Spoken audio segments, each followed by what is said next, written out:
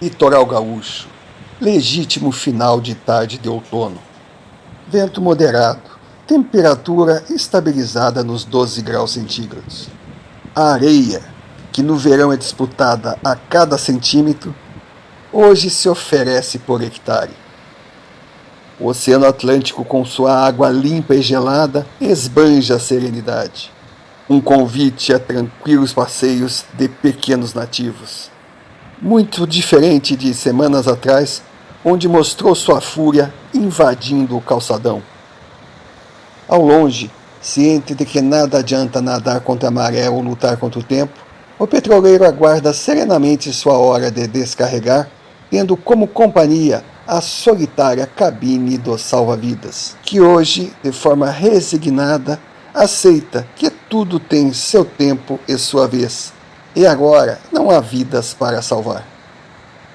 O sempre paraíso de veranistas hoje hiberna no aguardo da nova temporada. É o ciclo da vida que continua na sua rotina disciplinada. Dias de muito, vésperas de nada. Momentos que mereceriam ser eternizados e outros que, na verdade, nem deveriam ter existido. O giro da vida no seu ciclo interminável. Os veranistas vêm, ficam um tempo, vão embora, para um dia poderem voltar. Enquanto isso, ruas semidesertas, calçadões vazios, prédios desabitados, na contagem regressiva da espera que faz parte do dia a dia de uma cidade do litoral. É a realidade se impondo, indiferente a como seria bom se fosse como eu quero. O povo do litoral aprendeu, nem todo dia santo é feriado, e alta temporada não dura 365 dias. Hora de plantar, hora de colher. Hora de ser feliz, hora de sofrer. Obstáculos a serem vencidos, lições a serem aprendidas. Assim é no litoral, na serra, no deserto, em qualquer recanto desse mundo. Assim é para os governados e para quem governa. É a realidade para um Brasil como um todo e para aqueles que têm a responsabilidade de governar todo o Brasil. Da cobertura ao porão, a história se repete. Quem um dia foi grande, hoje virou chacota, piada nacional. Gleisi Hoffmann, a loira oxigenada, que fazia de tudo para posar ao lado do poder, simplesmente sumiu, não conseguindo nem ser convidada para as festinhas da sociedade curitibana. Lindenberg, o líder estudantil que nunca estudou, hoje o único cargo que consegue é o de marido. Humberto Costa, o futuro ex-senador, se não for eleito, terá que voltar a exercer a sua profissão de médico. Só que há um problema, não lembra nem mais o que é um bisturi. E Paulo Pimenta? Bom, esse mostra com as próprias mãos o que sobrará para ele agora que o PT se aproxima do fim. Amigas e amigos do Sofá de Pobre, mas que tal? Sou Romário Oliveira e o assunto de hoje é junho de 2021. Mandato Bolsonaro já se aproxima da casa dos 2 anos e meio, já sendo possível ter um desenho, um perfil do seu mandato. E agora? Qual a avaliação? Qual a média conquistada até aqui entre erros e acertos? Eu faço política há 50 anos, eu nunca fui chamado de mito. Eu nunca fui chamado de mito na minha vida. Acho que ninguém fez mais assembleia, fez mais convite, viajou o Brasil mais do que eu. Eu nunca fui chamado de mito. A primeira pessoa que eu vi ser chamada de mito foi o Bolsonaro. Mito, mito. A inveja mata. Tome cuidado pra não se contaminar. Cuide da sua vida que da minha eu sei cuidar. Senão você se afoga mesmo sabendo nadar. A inveja mata.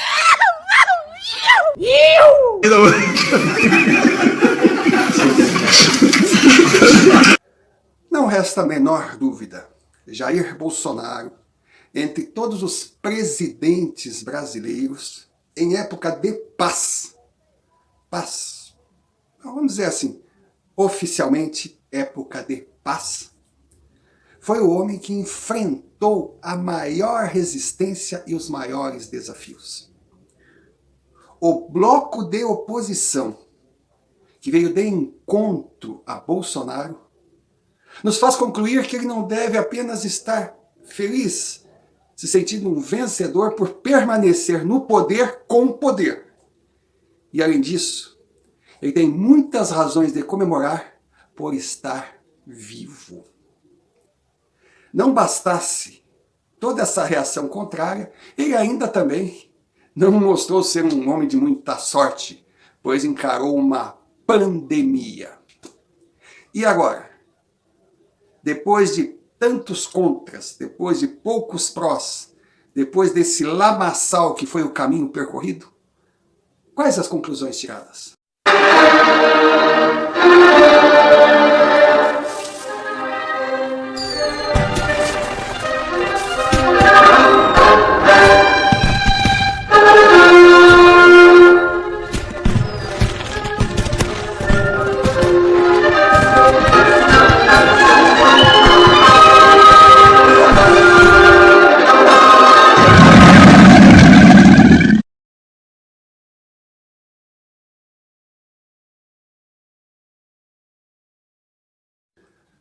Acertos.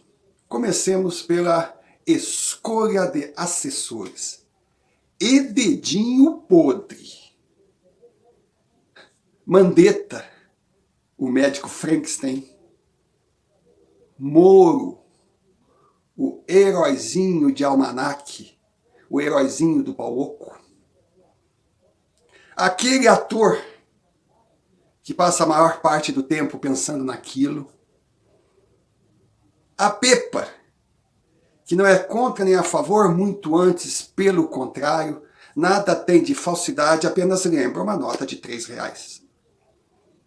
Poderíamos enumerar outros não poucos. Mas, para compensar, 2 grandes acertos. Paulo Guedes, o ministro da Economia, sóbrio, profissional, articulado, blindado, não se deixou cair em armadilhas ou provocações, apenas trabalhou. E o resultado do seu trabalho, diante de tudo o que aconteceu e de todas as tentativas de tentar quebrar o país, é simplesmente digno de aplausos. Esse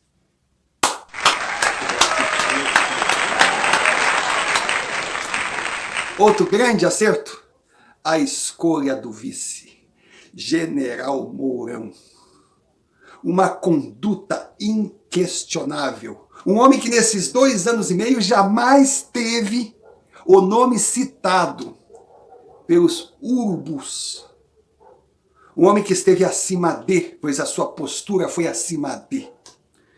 Ele trouxe a base, a estabilidade, a força. Um homem tão consciente e inteligente que sabe, inclusive, a hora que tem que sair de cena. Tanto que já vem avisando que não será vice de Bolsonaro nas próximas eleições em 2022, porque ele sabe que Bolsonaro eleito, dificuldades continuarão.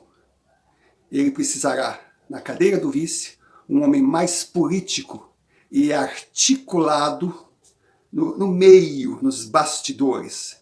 Agora, quando eu falo um homem, lembrem um nome, que não dá para descartar a ideia de ser uma mulher. A partir de hoje, nós, repórteres da Globo, que estamos vacinados aqui nos Estados Unidos, vamos parar de usar a máscara. Pelo menos assim, ao ar livre, como permite, por enquanto, o estado de Nova York. É que cada estado pode decidir se adota ou não a diretriz anunciada hoje pelo governo federal. Acabei de conversar com um tal de Queiroga, não sei se vocês sabem quem é, né? Nosso ministro da Saúde. E ele vai ultimar um parecer visando a desobrigar o uso de máscara por parte daqueles que estejam vacinados ou que já foram contaminados. O presidente Jair Bolsonaro afirmou hoje que o ministro da Saúde, Marcelo Queiroga, está preparando um parecer para desobrigar o uso de máscara para quem se vacinou ou contraiu Covid. Especialistas ouvidos pelo Jornal Nacional dizem que a medida é uma temeridade. Outro grande acerto, a forma que encarou a Rede Globo de televisão. Ele foi simples, direto e objetivo. Embora tenha questões pessoais contra a emissora, contra a empresa, ele manteve uma postura profissional. A Globo tem que pagar a sua dívida com a União. Se não pagar, não terá concessão renovada. Simples assim. A emissora esperneou. A emissora o atacou de todas as formas. A emissora deixou de ser uma empresa de conduta acima de qualquer suspeita. O seu jornalismo se desmoralizou. Virou militância explícita. Ou seja, mais uma vez, a lei da pesca se confirma. Peixe grande, a gente tem que dar linha. Porque quanto mais a Globo atacou, menos crédito ela teve e mais forte se tornou o Bolsonaro perante a ela. E por quê? Porque todas as atitudes da Globo conseguiram mostrar não os defeitos que ela tentou colocar no presidente, mas que simplesmente ela não quer pagar a sua dívida.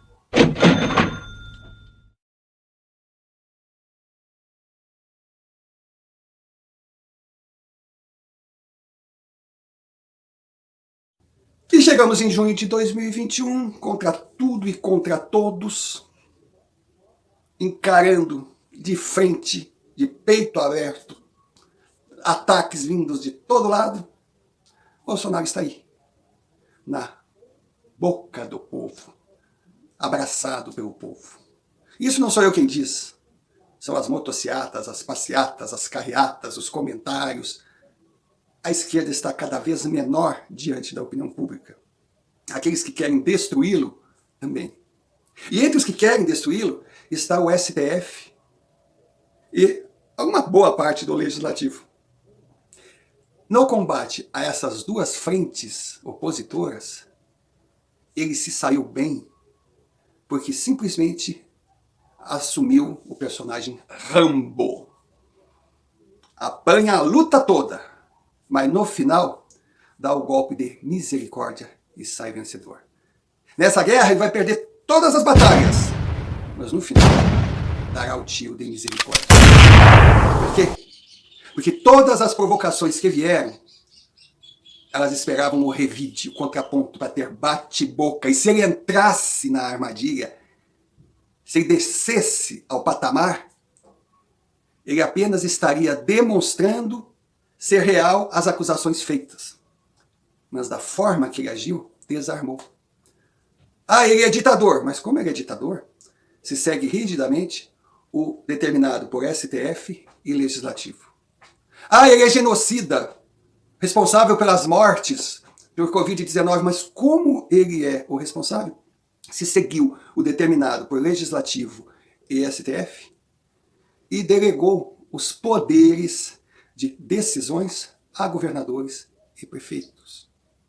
Ah, ele é miliciano. Bom, essa aí é tão ridícula, tão idiota, que até aqueles que o chamam de miliciano não sabem nem o significado da palavra. Então Bolsonaro foi impecável. Sabe por quê? Porque ele agiu dentro da Constituição. E cá entre nós, um presidente que age dentro da Constituição, mesmo diante de decisões ilegais dos outros poderes, ser chamado de antidemocrático é, no mínimo, uma piada. Então é por isso que hoje os brasileiros estão rindo do Legislativo e do STF. Eles plantaram e agora estão colhendo. Eles montaram a armadilha, se descuidaram e acabaram caindo dentro dela.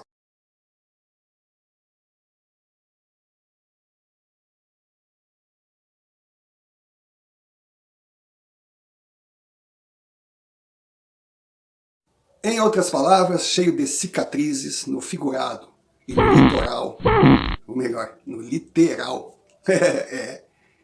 Bolsonaro segue o seu passo. Lembra aquela fábula, né? Da lebre contra a tartaruga. A tartaruga arrebenta na frente, mas se arrebenta durante o caminho. E a tartaruga, pocotó, pocotó, pocotó, chega e vence. Então ele chega tranquilo, fortalecido, e vendo os inimigos, os adversários, morrendo pelo caminho. Causa da morte? Suicídio. Overdose do próprio veneno. E o que Bolsonaro tem que fazer para garantir a reeleição em 2022? Absolutamente nada de diferente, apenas continuar no caminho que está seguindo. Agora, se alguém exigir promessas, é simples. Ele tem que prometer prender Lula, fechar a Globo, caso ela não pague as dívidas, e mostrar ao Brasil o que é STF e o que é Legislativo, depois dessa mutação sofrida, que eles se transformaram numa metamorfose putrefata do que já foi o dia. E no final, uma decisão sábia, que todos irão concordar, manter Paulo Guedes no comando da economia. Feito isso, é só correr para o abraço nos braços do cidadão brasileiro. Leia-se eleitor. E não havendo nada mais a tratar, eu, Romário Oliveira, lavrei o presente vídeo que será assinado por mim e pela história. Assunto encerrado e ponto final.